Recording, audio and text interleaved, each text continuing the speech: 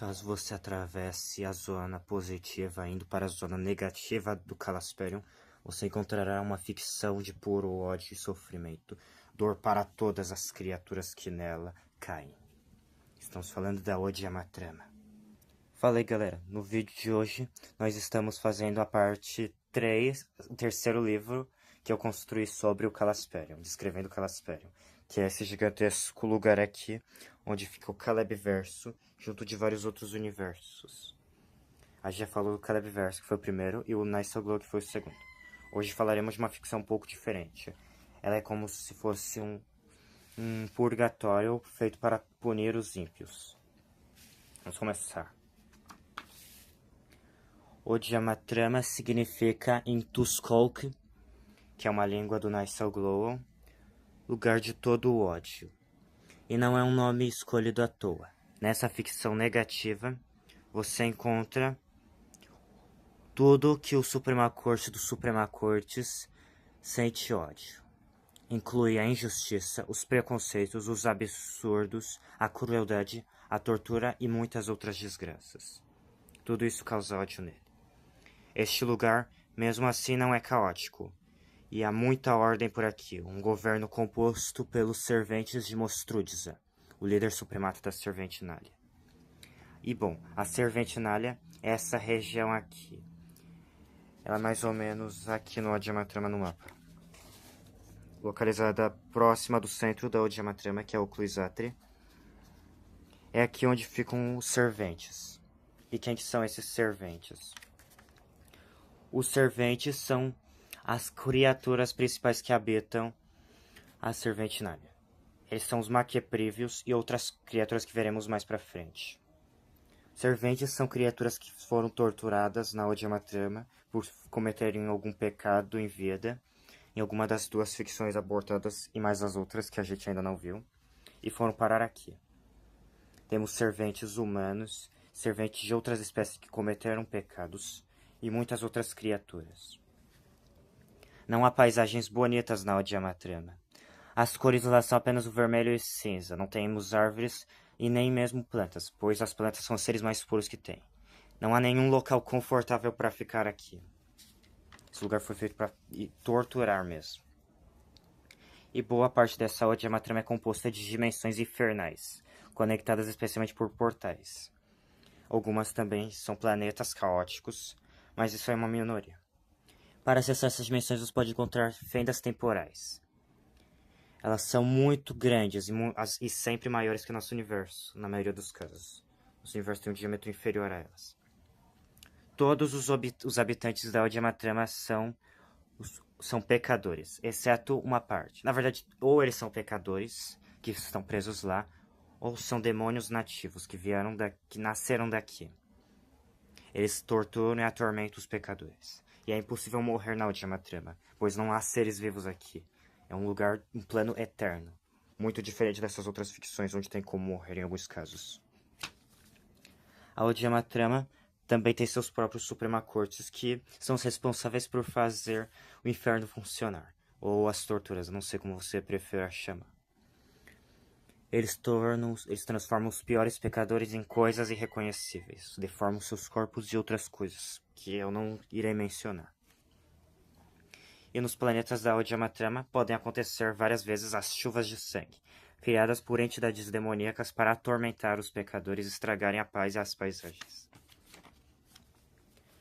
E existem várias manifestações do Criador.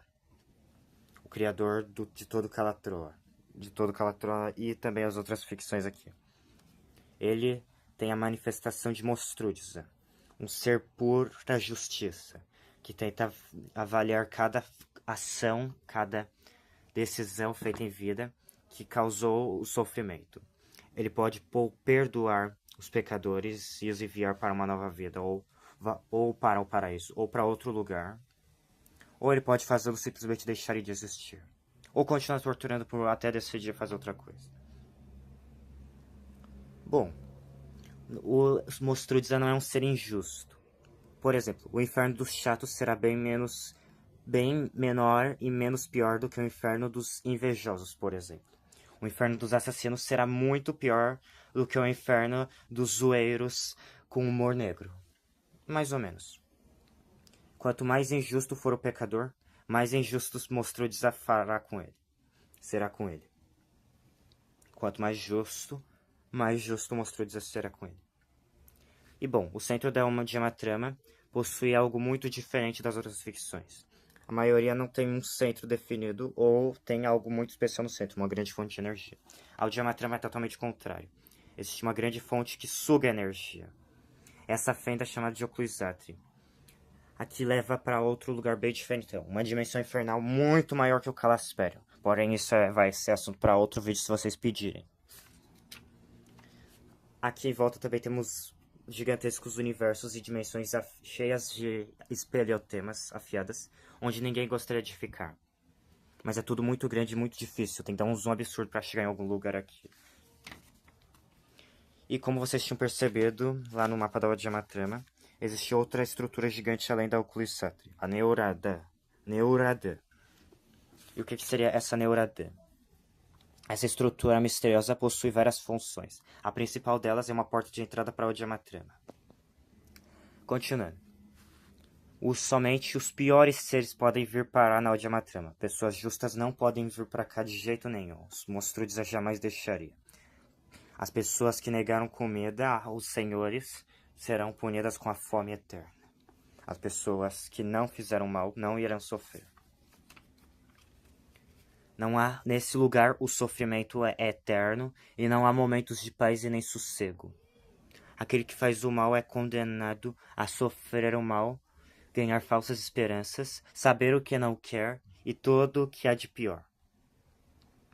Aquele que negou água vai passar sede. Aquele que negou comida vai passar fome. E assim será feita a justiça de Mostrudza. Em certos cantos da Serventinale, alguns pecadores formam as chamadas de tribos desesperadas. Aqui não há leis concretas e eles vivem em constante medo de serem capturados e torturados pelos serventes. Eles também vivem em conflitos constantes entre si. E é difícil viver em um mundo onde não tenha sossego, não é? Aliás, viver não, porque eles não estão vivos. É difícil explicar.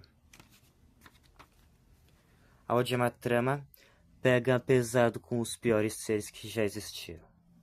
Eles têm alucinações e sentem dor, mas não morrem. Eles continuam sofrendo e levantando do chão que caem. Eles perdem partes de si e não morrem. Eles continuam. Chega de falar de sofrimento, vamos falar de outra coisa. As entidades demoníacas que torturam... mas isso aí. Bom, essa coisa aqui pode fatiar a consciência dos seres vivos e fazê-los sofrer duas coisas ao mesmo tempo. Por exemplo, sofrer uma vida amorosa horrível, ao mesmo tempo que tem que ser um escravo. Ela é capaz de fazer essa macumba aí. Agora deixa eu procurar algo mais interessante. Continua.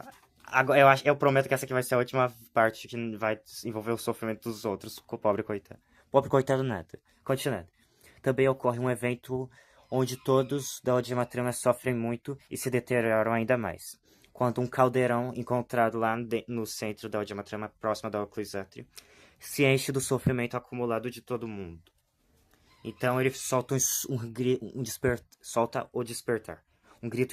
Um som estrondoso, capaz de estourar tudo. Que pode ser ouvido de ficções próximas, como a Imogênia. E também parte do Naisogou. É um som altíssimo, feito para torturar os pecadores. Agora vamos falar de outra coisa. A Odiyama-trama possui veias cheias de seu próprio sangue. Ela tem um sangue similar ao sangue de outra ficção. A Odiyama-trama, junto com a Imogênia, que é uma ficção bem interessante também, que eu vou falar bem mais pra frente, possuem sangues. O sangue odiyamatrâmico faz a Odiyama-trama funcionar. Porém, do mesmo jeito que o nosso sangue falha criando câncer, acúmulo de câncer da Odiyama-trama pode formar uma coisa especial, uma sembrônia. Essas coisas aí chegam a tamanhos espetaculares, até porque elas são como se fosse um acúmulo de células. E as veias da Odiyama-trama que são mais ou menos amateriais. Elas tecnicamente não existem. Mas existem sim. É difícil explicar. Elas são veias atemporais e nelas podem acontecer formações de sembrônias. E as sembrônias são gigantescas comparadas com o nosso pequeno universo. que não nem aparece se você botar ele no mapa do Caliverse. E bom, a mais antiga e maior Sambrânia que temos é considerada a entidade suprema da Awa de Amatrema, mais poderosa que Mostrudes, impressionante, não é? Mas ela não representa um cargo político, ela é a grande Sambrânia. Esse é o tamanho dela comparado com a Serventinália. É a Serventinália, deixa eu pegar o mapa dela aqui. Aqui é a Serventinália, como vocês podem ver.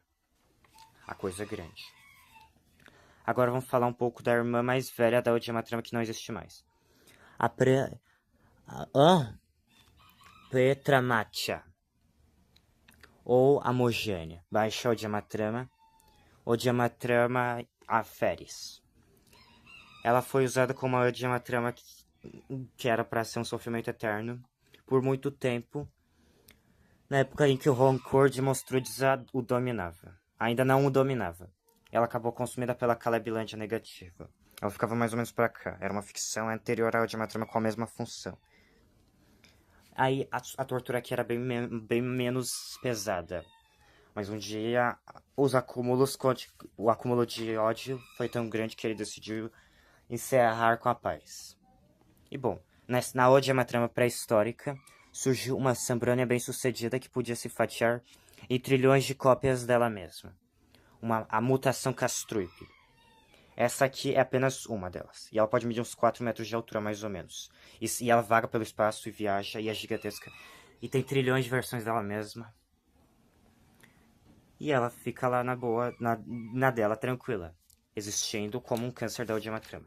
Ocupando e gastando recursos transferidos do nosso mundo para a Odiamatrama de outros lugares. Que são recursos fabricados.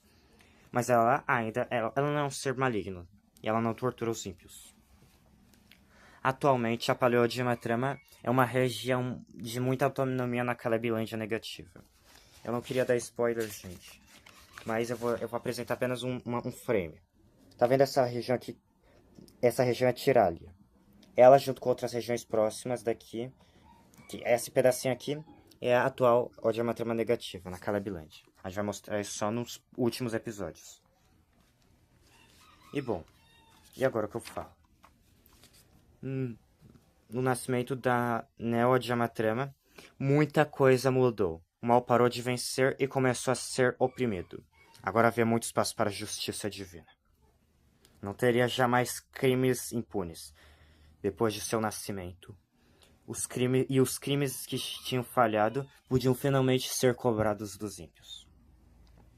No próximo episódio iremos falar um pouco mais sobre Mostrudziza e outras coisas. Até porque eu falei de quase tudo nesse. Espero que tenham gostado. Tchau, gente. Até o próximo episódio.